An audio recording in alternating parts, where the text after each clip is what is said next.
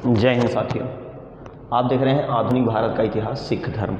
इससे पहले 2 क्लास हो चुकी है। आधुनिक भारत इतिहास का आज आपका ये तीसरा क्लास होने वाला है, जिसमें आप लोग देख रहे हैं सिख धर्म। बहुत ही महत्वपूर्ण टॉपिक है।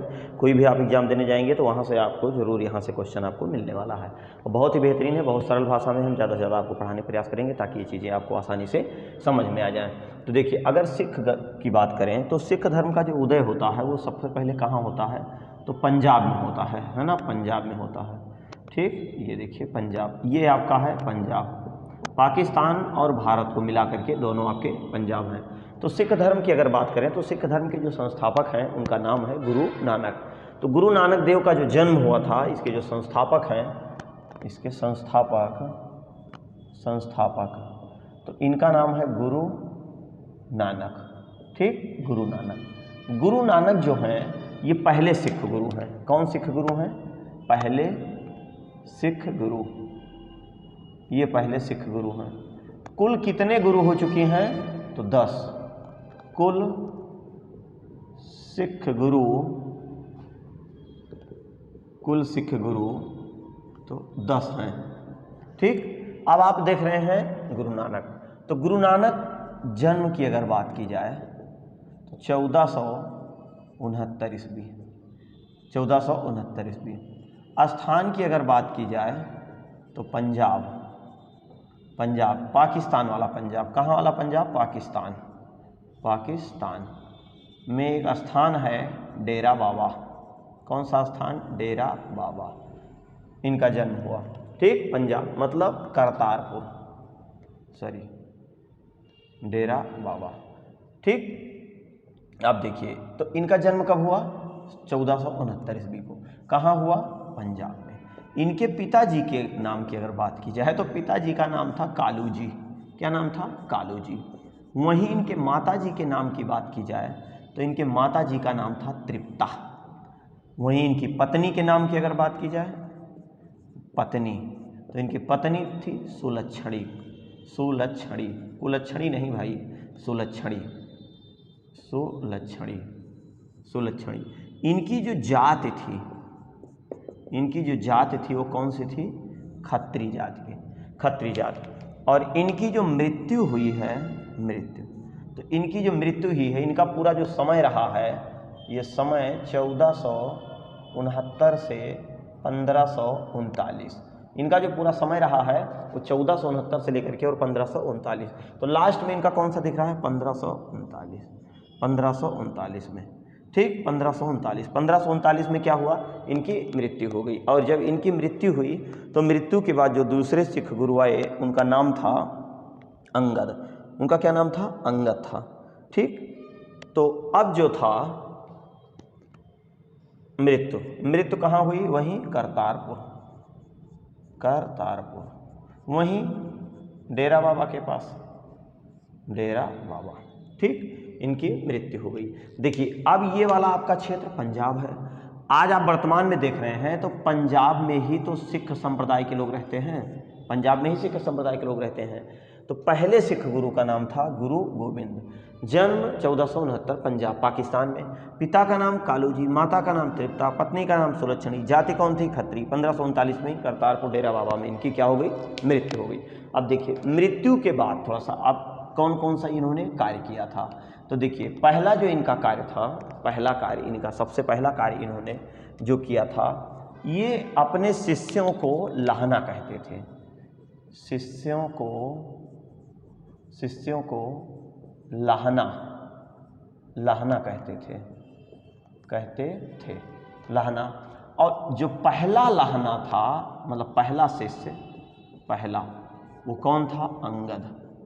अंगद ही बाद में क्या बने थे? दूसरे सिख गुरु, दूसरे सिख गुरु, दूसरे सिख गुरु।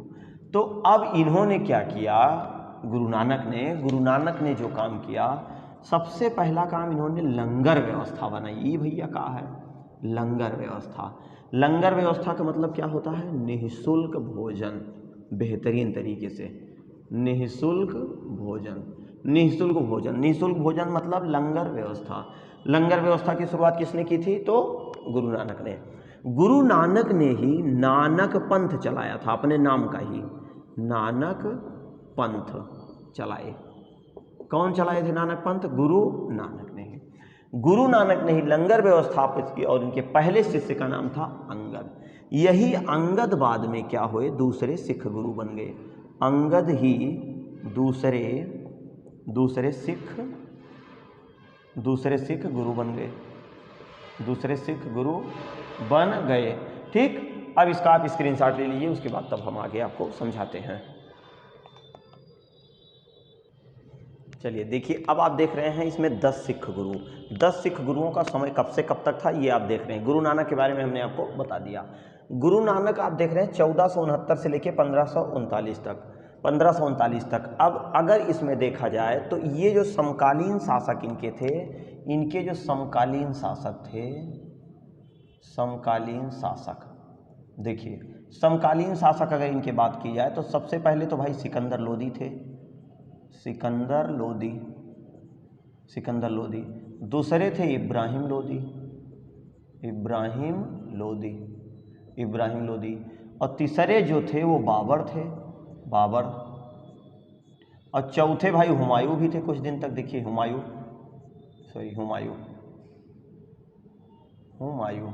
ठीक, तो 4 शासक इनके समकालीन देख रहे हैं आप ना। गुरु नानक के समकालीन कितने शासक थे? 4 शासक थे। गुरु नानक जो थे वो सिख गुरु के संस्थापक थे। क्या क्या इन्होंने किया, कैसे का इनका इतिहास रहा है, हमने आपको बता दिया। अब इनके बाद जो दूसरे शिष्य है उनका क्या नाम था? गुरु अंगद। गुरु अंगद ने क्या काम किया था? गुरुमुखी लिपि का आविष्कार किए थे। पहला काम इन्होंने क्या किया था? गुरुमुखी लिपि का आविष्कार। गुरुमुखी लिपि का आविष्कार इन्होंने किया। गुरुमुखी लिपि का आविष्कार किए। दूसरा, इन्होंने जो लंगर व्यवस्था स्थापित की थी, अर्थात गुरु नानक ने जो लंगर व्यवस्था स्थापित की थी, तो अंगद साहब ने क्या किया कि जो लंगर व्यवस्था थी, लंगर व्यवस्था को इन्होंने क्या कर दिया? अस्थायी कर दिया। क्या कर दिया? अस्थायी। अब इन्होंने कहा भैया कि निःशुल्क खैराती भोजन सबको एक तरफ से मिलेगा। दूसरे कौन थे? अमरदास। अमरदास ने क्या काम किया? ये सबसे पहले तो ये बावड़ी का निर्माण करवाए। इनका नाम निर्माण करवाए बावड़ी का। बावड़ी मतलब तालाब। इसमें ये बताया जाता है कि केहू का कौनो रोग दुख पाप हुए, इस तालाब में जाके भैया स्नान कर लो, आपकी सारी बीमारी समाप्त हो जाएगी, ऐसा मानना था। तो आप देख रहे हैं तीसरे गुरु थे अमरदास। इन्होंने क्या किया? बावड़ी या तालाब का निर्माण करवाया। और इसके साथ साथ इन्होंने गुरुओं के लिए 22 गद्दियों की व्यवस्था की। उस गद्दी से क्या होता था? ये लोग अपने धर्म का प्रचार प्रसार करते थे। तो ये जो गुरु अमरदास हैं, ये 22 गद्दी का निर्माण करवाए। 22 गद्दियों का निर्माण इन्होंने करवाए। 22 गद्दी का निर्माण करवाए। कौन 22 गद्दी का निर्माण करवाया?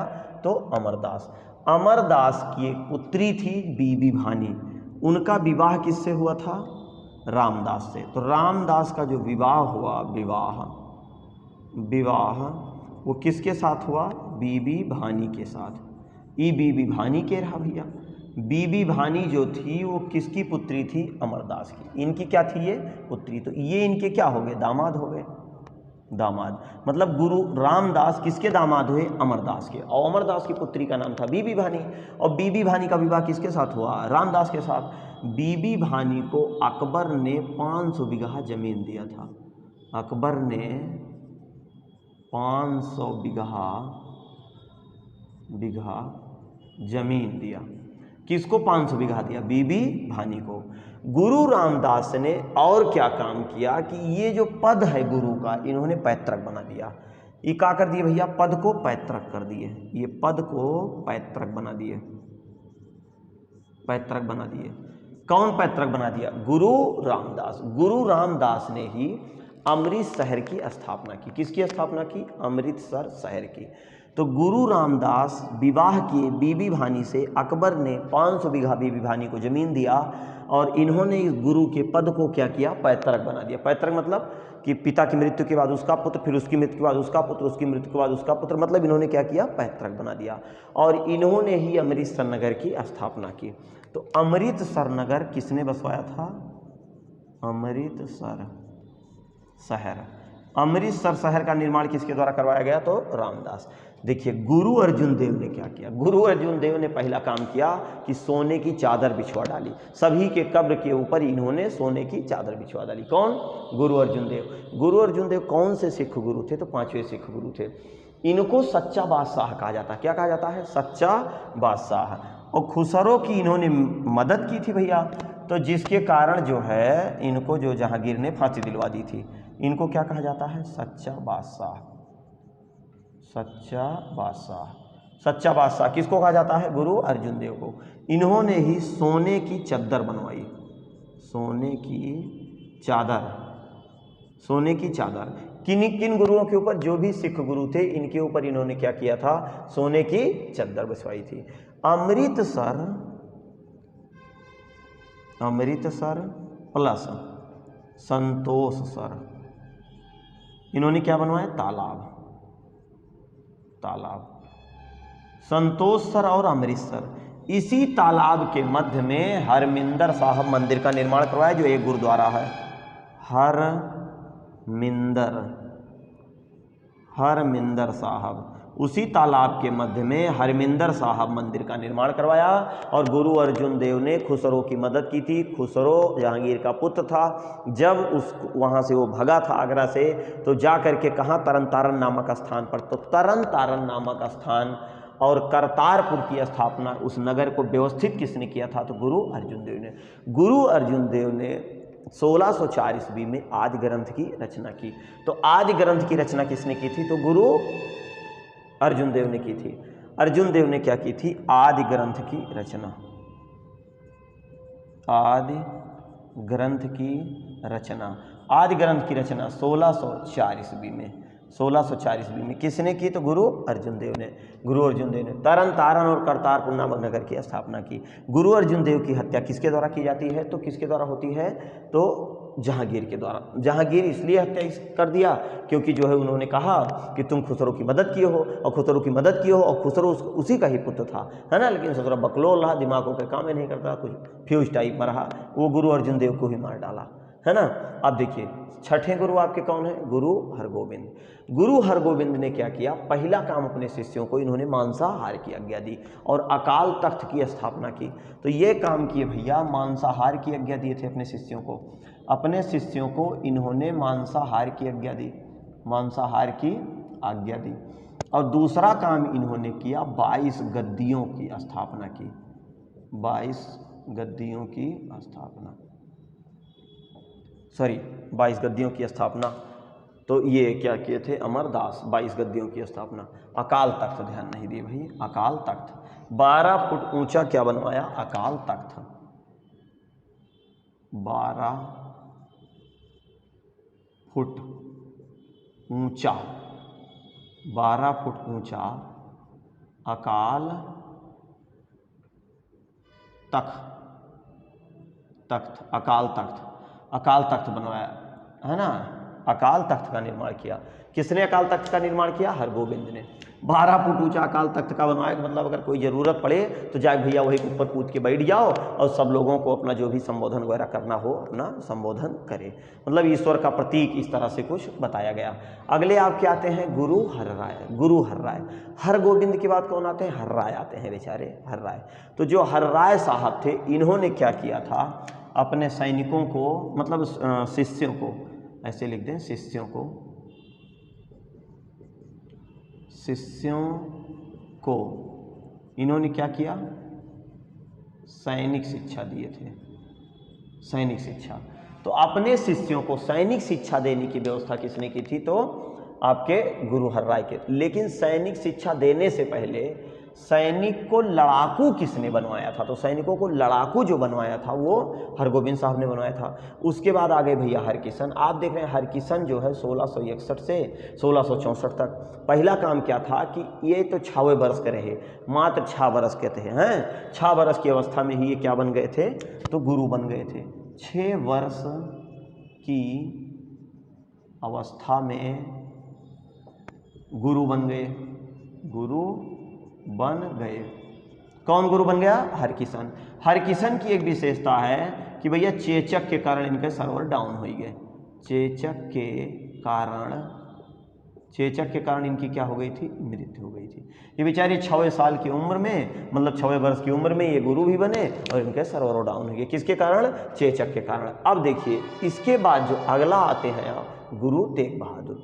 गुरु तेग बहादुर की विशेषता क्या है कि एक तो ये थे, इनकी मृत्यु जो थी, मृत्यु वो एक चौड़कट शासक रहा जिसका नाम था औरंगजेब।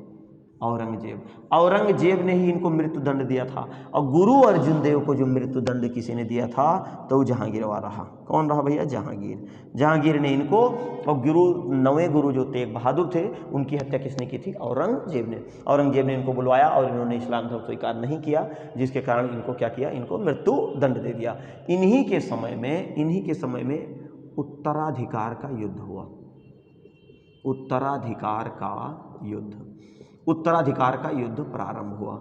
किसके इस समय में उत्तराधिकार का युद्ध प्रारंभ हुआ, तो गुरु तेग बहादुर 9वें गुरु थे। और 10वें एवं अंतिम गुरु कौन थे, तो गुरु गोविंद थे।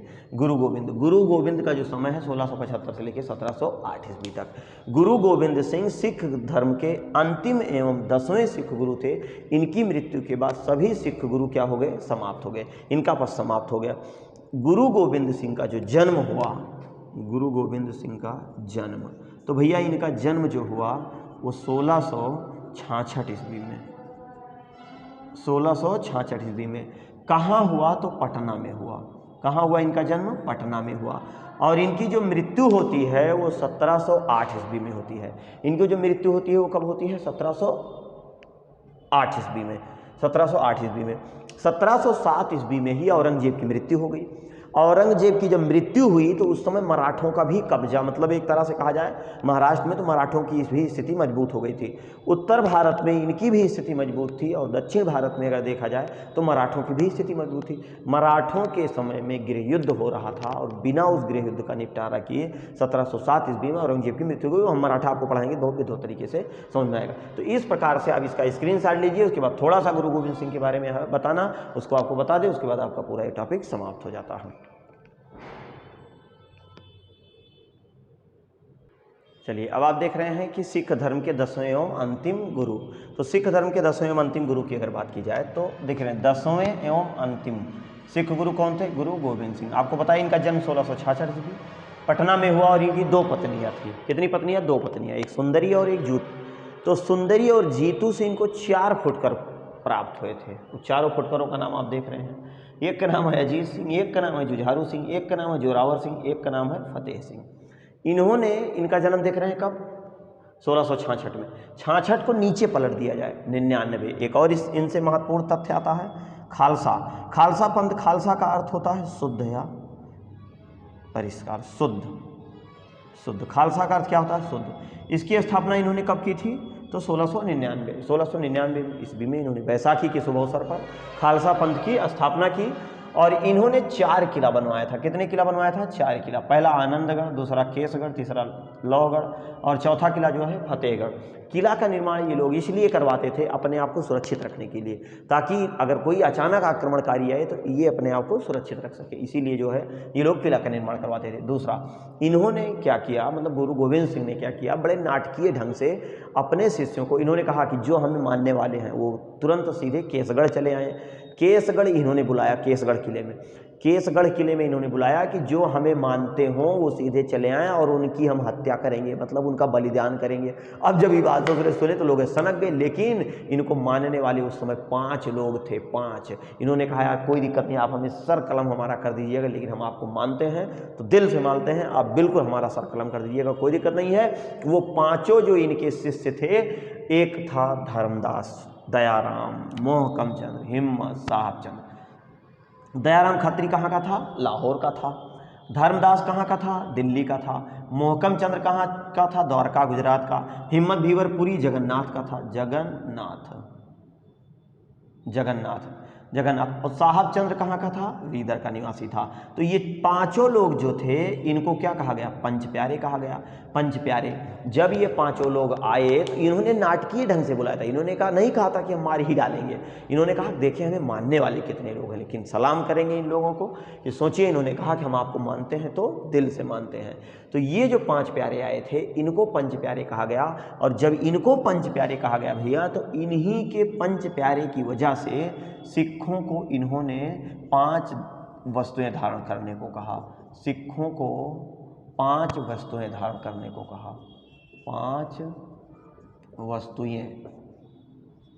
वस्तुएं धारण करने को कहा। कौन कहा? तो गुरु गोविंद सिंह ने। पहला क्या था भैया? सबसे पहले केस मतलब बाल। अब बाल को कंघी करना है, ऐसे तो है नहीं भाई, इसको मेंटेन भी तो करना है। तो इसलिए दूसरा इन्होंने कंघा रखने को कहा कि भैया बालवा तब मेंटेन रहे जब आप कंघवा साथ में रखेंगे। और तीसरा इन्होंने कक्षा क्या था? जो कपड़ा ये लोग कमर में बांधते हैं उसको क्या कहते हैं? कक्षा। और जो चौथा था वो कड़ा था। कड़ा मतलब जो चुल्ला पहनते हैं लोग, चुल्ला। और जो पांचवा था कृपाण मतलब वो तलवार जो लिए रहते हैं ना छोटकी, अरे चाहे बड़की लेके जाए चाहे कोई दिक्कत नहीं। ये पांचों जो है कौन सा मूल अधिकार है जिसके तहत कोई व्यक्तिगत इसको कर सकता है? तो इन्हीं पांचों वस्तुओं को धारण करने के लिए सिखों को व्यक्तिगत धर्म की स्वतंत्रता दी गई है अनुच्छेद 25 में। ये 5 कर्तव्य इन्होंने कहा। इसी के बाद इन्होंने ही जो है क्या कहा, जो पुरुष लोग हैं, ये अपने नाम के आगे सिंह लगाएंगे। क्या लगाएंगे? सिंह। और जो महिला ये अपने नाम के आगे क्या लगाएंगे? कौर। मतलब सिंह और कौर की परंपरा उन्हीं पंच प्यारों का जो परीक्षा लिए थे उन्हीं परीक्षाओं के बाद ये व्यवस्था बनाए और ये 5 वस्तुएं धारण करने को कहा। ये भैया जोरावर सिंह और फतेह सिंह 2 इनके ऐसे पुत्र थे। आनंदगढ़ का द्वितीय युद्ध हुआ।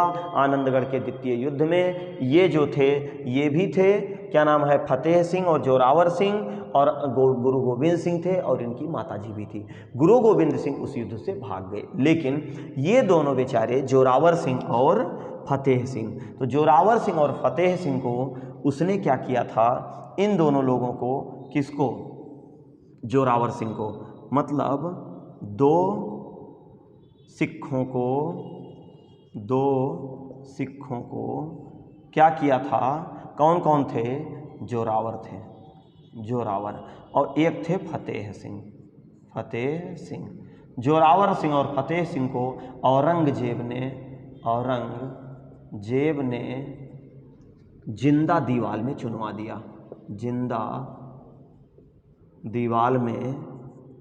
दिया। और उस समय जो है गुरु गोविंद सिंह की माँ वहाँ पर थी।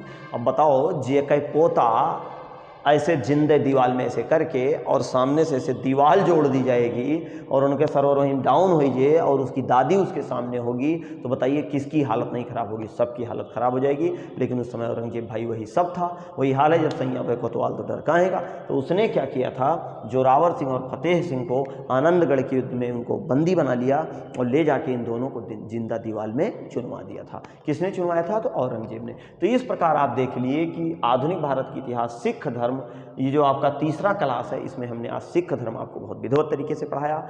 इसमें 10वें सिख गुरु, सारे सिखों के बारे में हमने पढ़ा दिया। चाहे पहले सिख गुरु आपके गुरु नानक हैं, उसके बाद अंगद हैं, अंगद के बाद अमरदास हैं, अमरदास के बाद रामदास हैं, रामदास के बाद गुरु अर्जुन देव हैं, और गुरु अर्जुन देव के बाद हर गोविंद हैं, हर गोविंद के बाद जो है हर राय हैं, हर राय के बाद क्या है, हर किशन है, उसके बाद तेग बहादुर हैं, और तेग बहादुर के बाद जो है गुरु गोविंद सिंह, जो 10वें अंतिम गुरु थे। तो इसका स्क्रीनशॉट ले लीजिएगा। इसके बाद जो अगली वाली वीडियो आएगी ये भी बहुत ही जोरदार होगी। बाकी यदि और आपके कोई सुझाव होंगे, किसी भी प्रकार की यदि कोई समस्या होगी, तो आप लोग कमेंट बॉक्स में जरूर करिएगा। हम आपके कमेंट को देखते हैं, वहाँ पर कोई समस्या होगी तो सारी समस्याओं का आपके समाधान कर दिया जाएगा। तो इसका स्क्रीनशॉट ले लीजिए। उसके बाद मिलते हैं फिर किसी नए वीडियो में। तब तक के लिए जय हिंद, जय भारत, वंदे मातरम।